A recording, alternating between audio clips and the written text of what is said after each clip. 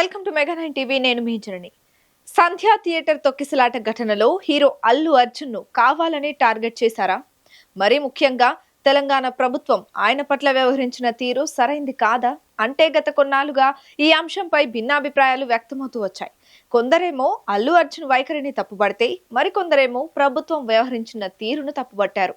ఇలా రెండు వైపులా భిన్నాభిప్రాయాలు వ్యక్తమవుతూ వచ్చాయి. అయితే ఎవరి వాదన ఎలా ఉన్నా తాజాగా అల్లు అర్జున్ కు పోలీసులు మరోసారి నోటీసులు జారీ చేయడంతో దీంతో సంధ్యా థియేటర్ తొక్కిసలాట ఘటన మళ్లీ చర్చనీయాంశమవుతోంది. ఈ మధ్య కాలంలో అటు రాజకీయ రంగాన్ని ఇటు సినీ రంగాన్ని కుదిపేసిన ఇష్యూ ఏదైనా ఉందా అంటే అది సంధ్యా థియేటర్ ఘటనే అని చెప్పొచ్చు.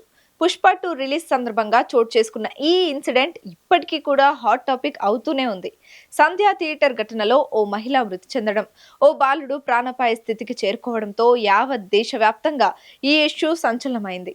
ఈ కేసులో అల్లు అర్జున్ జైలు మెట్లు ఎక్కాల్సిన పరిస్థితి కూడా ఏర్పడింది. ఘటన జరిగిన తరువాత అసెంబ్లీ వేదికగా సీఎం రేవంత్ రెడ్డి సినీ ఇండస్ట్రీని ఏకిపారేయడం, స్పెషల్ షోస్ రద్దు కావడం, హీరో అల్లు అర్జున్ చుట్టూ వివాదం మరింత ముదరడం, అబ్బో ఇలా ఒక్కటేంటి గత నెలలో జరిగిన రచ్చ అంతా ఇంతా కాదు. మరీ ముఖ్యంగా అల్లు అర్జున్ పై సీఎం రేవంత్ రెడ్డి చేసిన వ్యాఖ్యలు ఇప్పటికీ కూడా సినీ ఇండస్ట్రీని కుదిపేస్తూనే ఉన్నాయి. తొక్కిసలాట కారణంగా ప్రాణాపాయ స్థితిలో ఉన్న శ్రీతేజ్ ను సినీ ప్రముఖులెవరూ పరామర్శించకపోగా అల్లు అర్జున్ ను పరామర్శించడం ఏంటని, ఆయనకేమైనా కాలు విరిగిందా, కన్ను పోయిందా అంటూ సీఎం రేవంత్ రెడ్డి అసెంబ్లీ సాక్షిగా ఓ రేంజ్ లో ఫైర్ అయ్యారు.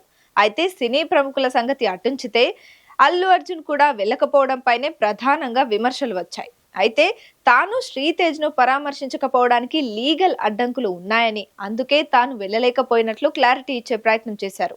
అయితే శ్రీతేజ్ ను పరామర్శించేందుకు మీడియా ఇతర వ్యక్తులు వెళ్తున్నప్పుడు అల్లు అర్జున్ కు పర్మిషన్ లేకపోవడం ఏంటనే ప్రశ్నలు కూడా తలెత్తాయి. మొత్తానికి ఈ ఎంటైర్ ఇష్యూలో అల్లు అర్జున్ పై ఎక్కువ నెగటివిటీ కనిపించింది.